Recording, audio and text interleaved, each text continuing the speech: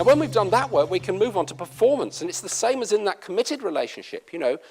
We said before, that one-to-one relationship, you just can't get round this far unless you've done the work together as a couple there, and you've done the work here on trust, as and when issues have arisen for you. And now, the third element is enhanced performance. Now, the practical bit about the bullseye that you can take away tonight, because we've got a sheet here with all this on for you, but the practical bit you can take away is exactly what to do in all these three areas. Performance works like this. You've got a circle, right, with 8 segments in it. And those 8 segments are the crucial bits of your business, my business, any business. Number 1 is research and development. All the stuff you're doing into new products, new services, new ways of doing things. Number 2 is product and service, which is what your customers think about what you actually deliver, week in, week out, month in, month out. Number 3 is contemporary marketing, which we've talked about. All the stuff that you're doing to actually capitalize on what's available in today's world. When you think about it, the internet is one of the few areas that we can actually gain competitive advantage when we're competing with the big players anywhere in the world. It's an extraordinary opportunity for us. Number 4 is selling. All that other stuff amounts to nothing if we can't actually convert this into sales. Number 5 is finance. The past, the present, the future of finance. Number 6 is purchasing. The Cinderella segment of a business. Nobody really bothers about purchasing, whether it's revenue or capital. Number 7 is administration and IT, the systems and processes in your business. Most businesses' systems and processes are too complex. They're too old. They're not fast enough. Lots of clients these days have a process audit every year to see whether their systems and IT is up to speed. Because guess what? A competitor down the road may have systems and processes that are up to speed if we have not.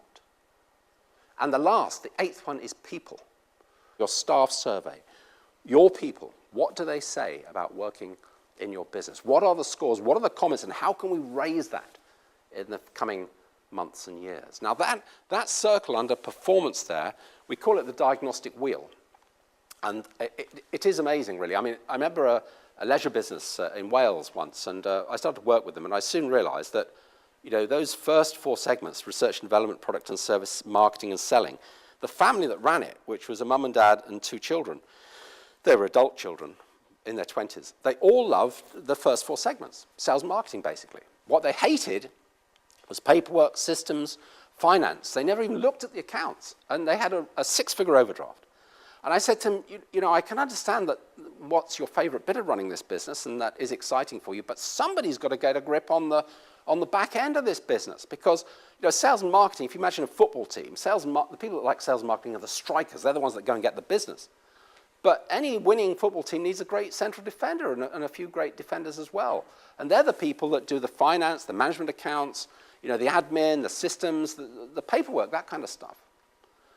But they went bust. And they simply went bust because they weren't aware that in today's world, performance means all 8 segments. It is simply not your favorite bit. What would you say is your favorite bit? Neil, what would you say your favorite bit of running a business? You've got businesses all around the world, haven't you? Oh, South Africa, Wales, and England. Well, that's all around the world to me.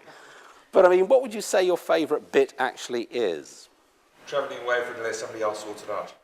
I beg your pardon? Traveling away and let somebody else sort it out.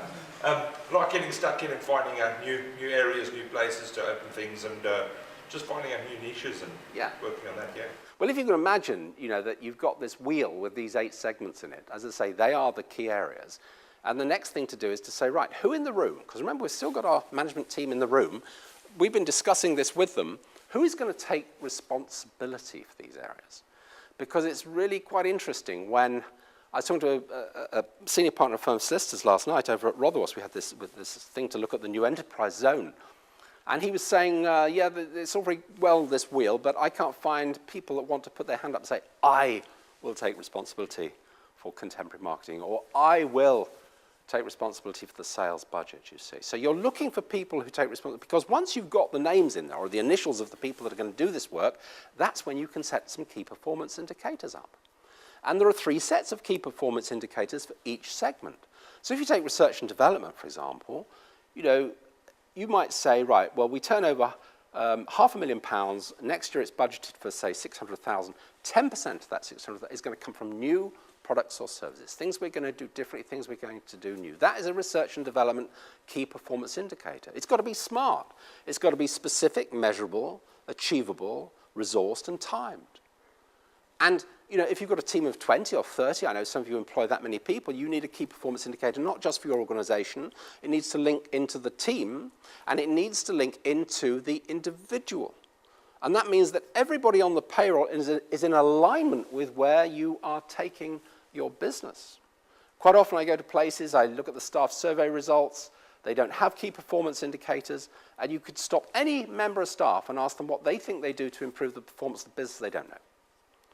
So the growth businesses, the ones that are really passionate about taking off and going somewhere with their business, and there's lots of them around. I mean, I interviewed Vernon Amor last week for one of these video blogs. You think Wye Valley Brewery up at Stoke Lacey, they had 3 people working there when they started. Now there's 30 cars there. All those jobs for the community, all the families that rely on this great business being created. STD Pharmaceuticals down the road at Plough Lane, Another great business. They've gone from about 20 people to double the size in the space of the last 10 years. Look at the wonderful story of John Jones at Philip Morris. The family was sat around the table 10 years ago saying, what do we do with this business? Because if we don't do something with Philip Morris in Winebar Street, we're going to go out of business. And Bonte, who is the mother there, she said at a Chamber of Commerce breakfast meeting recently, if we hadn't taken the action we did, we would no longer be on the high street. What action did they take? Anybody?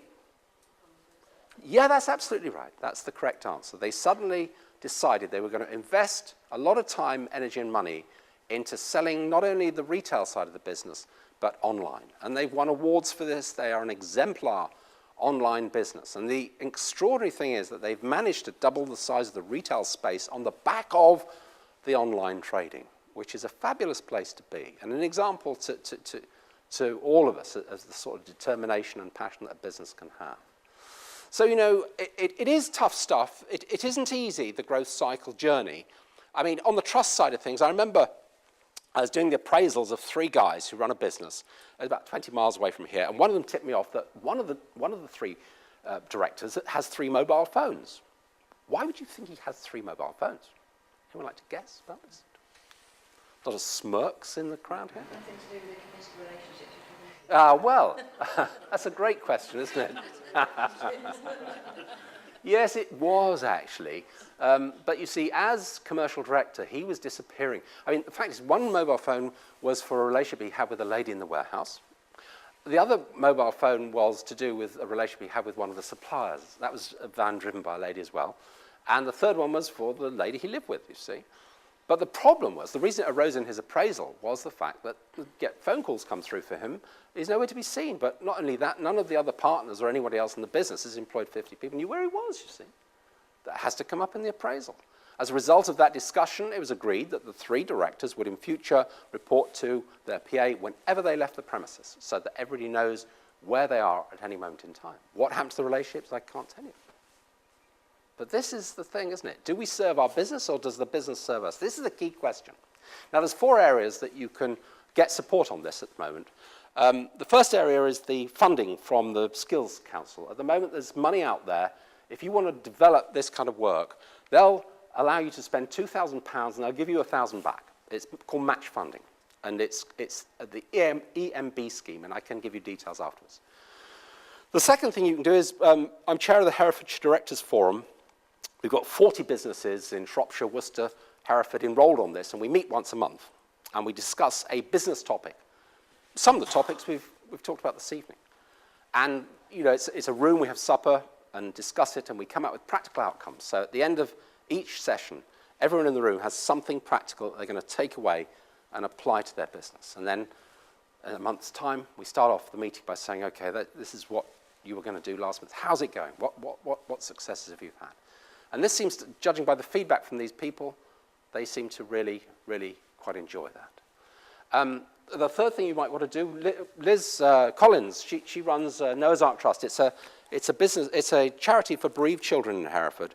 And so these books that Sharon and I wrote a little while ago are on sale tonight at a special offer of a donation, if you like, to Noah's Ark Trust, which is, as I say, is our Hereford bereavement charity. And lastly, the fourth thing is I write a blog. It's now a video blog of one of the great Herefordshire businesses, and I email it out to people who are interested in just keeping in light touch. And you can see, I say, Vernon Amor. Next month will be Glenn Jones, who runs the leisure park up at Pearl Lake. So some wonderful, wonderful businesses in the area. And the video blog actually tells you exactly what it is that makes them so special. So just to finish, because my time is now up, remember, it starts with clarity of direction. This model is cyclical. It goes round in a circle like that, okay? There are no shortcuts. You can't leap to performance. Oh, by the way, I want to have a business earning £1 million. It doesn't work that way, any more than it does in the relationships we've been talking about. So clarity of direction is the first thing, where you engage the people that are responsible for delivering performance in your business. You then move down to trust, and you do the work with colleagues, staff, stakeholders, and customers. And then you move on to performance, where you set the key performance indicators for those 8 areas in the business, and you set them at the level of your business, the teams, and the individuals. And that process carries on as long as you're in business. That's how to do it. Thank you very much.